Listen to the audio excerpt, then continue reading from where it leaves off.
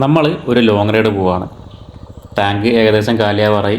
കുറച്ച് പെട്രോൾ മാത്രമേ ബാക്കിയുള്ളൂ. അതുകൊണ്ട് നമ്മൾ അടുത്ത് കണ്ടൊരു പമ്പിലേക്ക് വണ്ടി കയറ്റി നമ്മൾ പെട്രോൾ അടിച്ചു തരുന്ന ചേട്ടനോട് ഒറ്റ കാര്യം മാത്രം പറയും, ചേട്ടാ ഫുൾ ടാങ്ക്. അപ്പോൾ ചേട്ടൻ നമുക്ക് പ്രത്യേകിച്ചൊന്നും ചോദിക്കാതെ തന്നെ ഫുൾ ടാങ്ക് എണ്ണ അടിച്ചു തരും. നമ്മൾ പേ ചെയ്യും, തിരിച്ച് പുറത്തോട്ടിറങ്ങും. ഇനി നമ്മൾ ഒരു 2032 ഒരു റൈഡ് പോവുകയാണെന്ന് വിചാരിക്കുക. അപ്പോഴും നമ്മൾ നേരെ പമ്പിലേക്ക് പോയിട്ട് ചേട്ടാ ഫുൾ ടാങ്ക് എന്ന് പറഞ്ഞു കഴിഞ്ഞാൽ എൻ്റെ ഒരു പോയിൻ്റ് ഓഫ് വ്യൂവിൽ നടക്കാൻ സാധ്യതയുള്ളത് ചേട്ടൻ 3-4 ഓപ്ഷൻസ് തരും. E20 ആണോ, E85 ആണോ, അതോ E100 ആണോ, ഏതാ വേണ്ടതെന്നുള്ളത്. ആദ്യം E10 വന്നു, അതധികം ആരും അറിഞ്ഞിട്ടില്ല. പിന്നെ E20 വന്നു, അതാണ് ഏറ്റവും കൂടുതൽ ആളുകൾ ചർച്ച ചെയ്തത്. E20 വന്നപ്പോൾ തന്നെ പലർക്കും പ്രശ്നങ്ങളായിരുന്നു.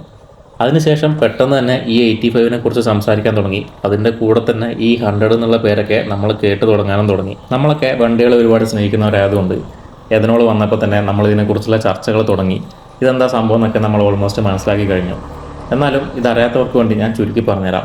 E എന്ന് പറയുന്ന സാധനം എഥനോളാണ്. അതിൻ്റെ കൂടെയുള്ള നമ്പർ അതിൻ്റെ പെർസെൻറ്റേജ് ആണ്. E20 എന്ന് പറഞ്ഞാൽ 20% എഥനോളാണ്. E85 എന്ന് പറഞ്ഞാൽ 85% എഥനോളാണ്. E100 എന്ന് പറഞ്ഞാൽ 100% എഥനോളാണ്. നിലവിൽ എല്ലാ പമ്പുകളിലും E20 റോൾ ഔട്ട് ചെയ്ത് കഴിഞ്ഞു. അപ്പോൾ നിങ്ങളുടെ വണ്ടി E20 കോമ്പാറ്റബിൾ അല്ലെങ്കിൽ കൂടിയും നിങ്ങൾ E20 അടിക്കാൻ വേണ്ടി നിർബന്ധിതരാവുകയാണ്. നിലവിൽ 2023 മുന്നേ വണ്ടി എടുത്തവരൊക്കെ ഫ്യൂൽ സ്റ്റേഷനിൽ പോയിട്ട് എൻ്റെ വണ്ടി E20 കേപ്പബിൾ അല്ല, അതുകൊണ്ട് ഞാൻ സ്പീഡ് പെട്രോൾ അടിക്കാമെന്ന് പറഞ്ഞ് സ്പീഡ് അടിക്കുന്നത് ഞാൻ കാണാറുണ്ട്. പക്ഷേ ഈ സ്പീഡ് പെട്രോളും കംപ്ലീറ്റ്ലി എഥനോൾ ഫ്രീ അല്ല. അതിനകത്ത് കുറച്ച് അഡിക്റ്റീവ്സ് ഉണ്ടെന്ന് മാത്രമേ ഉള്ളൂ. ഈസി ആയിട്ട് മനസ്സിലാവണമെങ്കിൽ നമ്മളിപ്പോൾ ഒരു സൂപ്പർ മാർക്കറ്റിൽ പോവാണ്. അവിടെ വില കൂടിയ പാലും വില കുറഞ്ഞ പാലും ഉണ്ട്. ഒന്ന് പ്രീമിയം പാലാണ്, മറ്റത് നോർമൽ പാലാണ്. രണ്ടും പാല് തന്നെയാണ്. പക്ഷേ പ്രീമിയം പാലിൽ എന്താ മാറ്റം എന്ന് വെച്ചാൽ അതിൽ കുറച്ച് ന്യൂട്രിയൻസ് കൂടുതലുണ്ട്. അപ്പോൾ ഈ നോർമൽ പാലിൽ തന്നെ ന്യൂട്രിയൻസ് മിക്സ് ചെയ്തിട്ടാണ് നിങ്ങൾക്ക് വില കൂട്ടി തരുന്നത്. അതുപോലെ തന്നെയാണ് ഈ പെട്രോളിൻ്റെ കാര്യവും. എന്ന് കരുതി എഥനോൾ മിക്സ് ചെയ്യാത്ത പെട്രോൾ ഇപ്പം നമ്മുടെ രാജ്യത്ത് കിട്ടുന്നില്ല എന്നല്ല അതിൻ്റെ അർത്ഥം. ശരിക്കും നമ്മൾ പ്രീമിയം പെട്രോൾ അടിക്കാൻ പോകുമ്പം നമ്മൾ കോമൺ ആയിട്ട് കാണുന്നതാണ് XP95, XP97 എന്നൊക്കെ. ഓൾറെഡി ഈ പെട്രോളിൽ 20% എഥനോൾ മിക്സ് ചെയ്തിട്ടുണ്ട്. പ്യുവർ പെട്രോളായിട്ട് XP100 ഫ്യൂൽ ഇപ്പോൾ റോൾ ഔട്ട് ചെയ്യുന്നുണ്ടെന്ന് പല മാർക്കറ്റിങ്ങിലും ഞാൻ കേട്ടിട്ടുണ്ടെങ്കിലും അതിൽ എത്രത്തോളം സത്യം ഉണ്ടെന്നുള്ള വ്യക്തത എനിക്കിപ്പോഴും കിട്ടിയിട്ടില്ല. അതുകൊണ്ട് എനിക്കറിയാത്ത കാര്യം ഞാൻ നിങ്ങളോടും പറയുന്നില്ല. നിങ്ങൾ അറിഞ്ഞിരിക്കേണ്ട മറ്റൊരു കാര്യം എന്താണെന്ന് വെച്ചാൽ, മുമ്പ് നമ്മൾ പ്രീമിയം പെട്രോൾ അടിക്കുമ്പോൾ ഇതിന് ഒക്ടാൻ വാല്യൂ കൂടുതലാണെന്ന് പലരും പറയുന്നത് നിങ്ങൾ കേട്ടിട്ടുണ്ടാവും. യഥാർത്ഥത്തിൽ നമ്മുടെ ഈ എഥനോളിന് സ്വാഭാവികമായിട്ടും നല്ല ഒക്ടാൻ വാല്യൂ ഉണ്ട്. അതുകൊണ്ട് അത് പെട്രോളിൽ ബ്ലെൻഡ് ചെയ്യുമ്പോൾ തന്നെ ഫ്യൂലിൻ്റെ ഒക്ടേൻ വാല്യൂ മൊത്തത്തിൽ കൂടാനും നമ്മുടെ എഞ്ചിൻ്റെ നോക്കിയും കാര്യങ്ങളൊക്കെ കുറയാനും സഹായിക്കും. ശരിക്കും പെട്രോളിൽ എഥനോൾ മിക്സ് ചെയ്യുന്നതുകൊണ്ട് നമ്മുടെ വണ്ടിക്ക് ഉണ്ടാകുന്ന ഒരു ബെനിഫിറ്റ് ഇത് മാത്രമാണ്. അപ്പോൾ നിങ്ങൾ പലരും ചിന്തിച്ചേക്കാം, പണ്ട് നമ്മൾ പ്രീമിയം പെട്രോൾ വാങ്ങിക്കൊണ്ടിരുന്നത് അതിൻ്റെ ഒക്ടേൻ വാല്യൂ കൂടുതലായതുകൊണ്ടാണ്. എന്നാൽ ഇന്ന് എഥനോൾ മിക്സ് ചെയ്യുന്നതുകൊണ്ട് നമ്മുടെ നോർമൽ പെട്രോളിലും ഒക്ടേൻ വാല്യൂ കൂടുതലാണ്. പിന്നെ ഇപ്പോഴും എന്തുകൊണ്ടാണ് 2 ടൈപ്പ് പെട്രോൾ പല പമ്പുകളിലും വിൽക്കുന്നത് എന്നുള്ളത്. ശരിക്കും പ്രീമിയം പെട്രോളും എഥനോളും മിക്സ് ചെയ്യുന്നുണ്ടെങ്കിൽ കൂടിയും പ്രീമിയം പെട്രോളിലെ അഡിറ്റീവ്സ് പൂർണ്ണമായിട്ടും ഇല്ലാതായിട്ടില്ല. എഞ്ചിന് ക്ലീൻ ആക്കാനും പെർഫോമൻസ് മെയിൻറ്റെയിൻ ചെയ്യാനും ഇന്നും പ്രത്യേക അഡിറ്റീവ്സ് ഉപയോഗിക്കുന്നുണ്ട്. അതുകൊണ്ടാണ് ഇപ്പോഴും ആ ഒരു പ്രൈസ് വ്യത്യാസം നിലനിൽക്കുന്നത്. ഇതൊക്കെ ശരി തന്നെ, പക്ഷേ ഇതൊന്നും സർക്കാരിന് നിർബന്ധമായിട്ട് ഇത്രയും പെട്ടെന്ന് ചെയ്യേണ്ട കാര്യമില്ലല്ലോ. എന്തിനാണ് ഇന്ത്യ എഥനോളിലേക്ക് ഇത്ര പെട്ടെന്ന് വലിയൊരു ഷിഫ്റ്റ് നടത്തുന്നത്? അതും ഇപ്പോൾ ഉപയോഗിക്കുന്ന ഒട്ടുമിക്ക വണ്ടികളും E20 കേപ്പബിലിറ്റി പോലും ഇല്ലാത്തൊരു സ്ഥിതിക്ക്. അതിന് പ്രധാനമായിട്ട് 3 കാരണങ്ങളാണുള്ളത്. ഒന്നാമത്തേത്, നമ്മുടെ രാജ്യത്ത് ഉപയോഗിക്കുന്ന പെട്രോളിൻ്റെ വലിയൊരു ഭാഗവും പുറം രാജ്യങ്ങളിൽ നിന്ന് ഇമ്പോർട്ട് ചെയ്യുന്നതാണ്. അതിന് വലിയൊരു ചിലവ് വരുന്നുണ്ട്.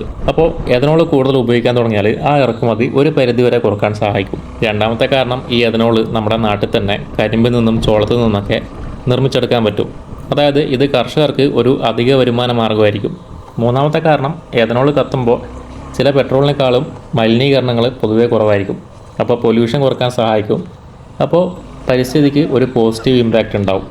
പക്ഷേ ഇത്രയും ഗുണങ്ങളുണ്ട് എന്ന് പറഞ്ഞിട്ട് നാളെ E85 കണ്ടാൽ നമ്മുടെ വണ്ടിയിൽ പോയി അടിക്കാമെന്ന് വിചാരിക്കരുത്. കാരണം E20യും E85യും തമ്മിൽ വലിയ വ്യത്യാസങ്ങളുണ്ട്. E85 പോയി അടിച്ചു കഴിഞ്ഞാൽ വലിയ വില കൊടുക്കേണ്ടി വരും. നമ്മുടെ വണ്ടി അധികം നാൾ പിന്നെ ഓടില്ല. അപ്പോൾ സാധാരണ പെട്രോൾ എഞ്ചിനിൽ E85 E100 ഉപയോഗിക്കാൻ പറ്റില്ല. അതുകൊണ്ടാണ് സർക്കാർ ആദ്യം തന്നെ E20 എല്ലാവരിലേക്ക് എത്തിക്കുന്നത്. അതിനുശേഷം ഘട്ടം ഘട്ടമായിട്ട് E85 E100 പോലുള്ള ഫ്യൂലിലേക്ക് പോകും. അപ്പോൾ എനിക്ക് തോന്നുന്നത് അടുത്ത കുറച്ച് വർഷത്തിൽ നമ്മൾ പമ്പ് പോയി കഴിഞ്ഞാൽ ഇപ്പോൾ നമ്മളോട് ചോദിക്കുന്ന പോലെ പെട്രോളാണോ ഡീസലാണോ എന്ന് ചോദിക്കുന്നതിന് പകരം പെട്രോളിൻ്റെ ഏത് വേരിയൻ്റ് ആണെന്ന് ചോദിക്കാനാണ് സാധ്യത കൂടുതൽ. പക്ഷേ E20 വന്ന സമയത്ത് നമുക്ക് അതടിക്കാതെ മറ്റ് കൂടുതൽ ഓപ്ഷൻസ് ഒന്നും ഇല്ലായിരുന്നു.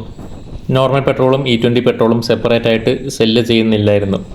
അപ്പോൾ അതുപോലെ തന്നെ E85 വന്നാലും നമുക്ക് കൂടുതൽ ഓപ്ഷൻസ് ഉണ്ടാകുമെന്ന് കണ്ടറിയണം. ചിലപ്പോൾ E85 അടിക്കാനും നമ്മൾ നിർബന്ധിതരായേക്കാം. അപ്പോൾ ഇത്രയും മാറ്റങ്ങൾ പെട്രോൾ വരുന്നുണ്ടെങ്കിൽ ഭാവിയിൽ ഒരു കാറൊക്കെ എടുക്കുന്ന സമയത്ത് ഒരു ഡീസൽ വണ്ടി വാങ്ങിയാൽ പോരെയെന്ന് നിങ്ങൾക്ക് പലർക്കും തോന്നിയേക്കാം. പക്ഷേ ഡീസൽ വാഹനങ്ങൾക്കും ഇന്നത്ര എളുപ്പമുള്ള കാലമല്ല. BS6 ഡീസൽ വാഹനങ്ങളിൽ AdBlue പോലുള്ള എമിഷൻ കൺട്രോൾ സിസ്റ്റംസ് ഇതിനകം തന്നെ വന്നു കഴിഞ്ഞു. അതായത് മലിനീകരണം കുറയ്ക്കാൻ ഡീസൽ എഞ്ചിനുകളും കൂടുതൽ ടെക്നോളജിയെ ആശ്രയിക്കേണ്ട അവസ്ഥയാണ്. അതുകൊണ്ട് ഇന്ന് പെട്രോൾ ആയാലും ഡീസലായാലും രണ്ടും പഴയതുപോലെ അത്ര സിമ്പിളല്ല. എമിഷൻ നോംസ് കർശനാകുന്നതിനനുസരിച്ച് രണ്ട് എഞ്ചിനുകളിലും മാറ്റം വന്നുകൊണ്ടിരിക്കുകയാണ്. അതുകൊണ്ട് പെട്രോളാണ് സേഫ് അല്ലെങ്കിൽ ഡീസലാണ് സേഫ് എന്ന് ഒറ്റ വാക്കിൽ പറയാൻ പറ്റാത്തൊരു സമയത്തുകൂടിയാണ് നമ്മൾ നിലവിൽ കടന്നു പോകുന്നത്. സത്യം പറഞ്ഞാൽ നമ്മളിപ്പോൾ ഒരു പുതിയ പെട്രോൾ കാണുന്നില്ല. ഇന്ത്യയിലെ ഫ്യൂൽ ടെക്നോളജി മാറുന്ന ഒരു കാലഘട്ടമാണ് കാണുന്നത്. പെട്രോൾ മാറുന്നു, ഡീസൽ മാറുന്നു, ഇലക്ട്രിക് വളരുന്നു, ഹൈബ്രിഡ് വളരുന്നു, എഥനോൾ വളരുന്നു. അടുത്ത 10 വർഷത്തിനുള്ളിൽ നമ്മുടെ വാഹന ലോകം ഇന്നത്തേതിൽ നിന്നും ഒരുപാട് വ്യത്യസ്തമായിരിക്കും. പലരും നമ്മുടെ വാഹന മാർക്കറ്റ് ഡൗൺ ആകുകയാണ്, അല്ലെങ്കിൽ നശിക്കാൻ പോവുകയാണ്, വാഹനങ്ങൾ ഇല്ലാതാകും എന്നൊക്കെ പറയുന്നുണ്ടെങ്കിലും അങ്ങനെയല്ല. നമുക്ക് ഒരുപാട് ഫ്യൂൽ ഓപ്ഷൻസ് ആണ് വരാൻ പോകുന്നതെന്നാണ് എനിക്ക് തോന്നുന്നത്. അങ്ങനെ പെട്രോൾ വേണോ, എഥനോൾ വേണോ, CNG വേണോ, ഇലക്ട്രിക് വേണോ എന്നിങ്ങനെ തിരഞ്ഞെടുക്കേണ്ട ഒരു കാലം വരും. അപ്പോൾ ഇലക്ട്രിക് വണ്ടികൾക്ക് ജീവനില്ല, EV അല്ല ഫ്യൂച്ചർ, EV ഒരിക്കലും ഞാൻ എടുക്കില്ല എന്നൊക്കെ പറഞ്ഞ് നമ്മുടെ IC എഞ്ചിനെ കൂടുതൽ സപ്പോർട്ട് ചെയ്ത് നടന്നിരുന്നവർ വരെ ഇപ്പോൾ പ്രാക്ടിക്കലി ചിന്തിച്ച് EVയിലേക്ക് മാറി തുടങ്ങിയിട്ടുണ്ട്. അപ്പോൾ നിങ്ങളോടൊരു ചോദ്യം, നാളെ ഫ്ലെക്സ് ഫ്യൂൽ ബൈക്കുകൾ സാധാരണയായി നമ്മുടെ വിപണിയിൽ വന്നു കഴിഞ്ഞാൽ നിങ്ങൾ വാങ്ങുമോ, അതോ ഇലക്ട്രിക് തന്നെയാണ് ഭാവി എന്ന് നിങ്ങൾക്ക് തോന്നുന്നുണ്ടോ? അപ്പോൾ എനിക്ക് പേഴ്സണലി തോന്നുന്നത് ഒരുപാട് വണ്ടികളും ഒരുപാട് എന്തൂസിയാസ്റ്റിക് ആയിട്ടുള്ള പല ഫ്യൂവലിൽ ഓടുന്ന പല ടൈപ്പ് വണ്ടികളും നമുക്ക് കാണാൻ പറ്റിയേക്കാം, നമുക്ക് ഉപയോഗിക്കാൻ പറ്റിയേക്കാം. അപ്പോൾ വണ്ടികളെ സ്നേഹിക്കുന്നവരാണ് നിങ്ങളെങ്കിൽ പഴയ വണ്ടികളുടെ അവസാനം എപ്പോഴും വേദനാജനകമാണെങ്കിലും പുതിയ വണ്ടികൾ നമുക്ക് കാണാനും അനുഭവിക്കാനും പറ്റും. അപ്പോൾ ഒന്ന് ഡീപ്പായി ചിന്തിച്ചു കഴിഞ്ഞാൽ എല്ലാം ഒരു പോസിറ്റീവ് മാറ്റത്തിലേക്കാണ് പോകുന്നത്. നമ്മളിപ്പോൾ കാണുന്നത് വെറൊരു പുതിയ ഫ്യൂവലിൻ്റെ വരവല്ല, നമ്മുടെ രാജ്യത്തിൻ്റെ തന്നെ അടുത്ത ഫ്യൂവലിൻ്റെ ഒരു റെവല്യൂഷൻ്റെ തുടക്കം മാത്രമാണ്. ഇത്രയേ ഉള്ളൂ നമ്മുടെ ഇന്നത്തെ വീഡിയോ നിങ്ങൾക്ക് ഇഷ്ടപ്പെട്ടെന്ന് വിചാരിക്കുന്നു. ഇഷ്ടപ്പെട്ടെങ്കിൽ ഒന്ന് ലൈക്ക് ചെയ്യുക, ചാനൽ ഒന്ന് സബ്സ്ക്രൈബ് ചെയ്ത് സപ്പോർട്ട് ചെയ്യുക. അപ്പോൾ എല്ലാവർക്കും താങ്ക്സ് ഫോർ വാച്ചിങ്.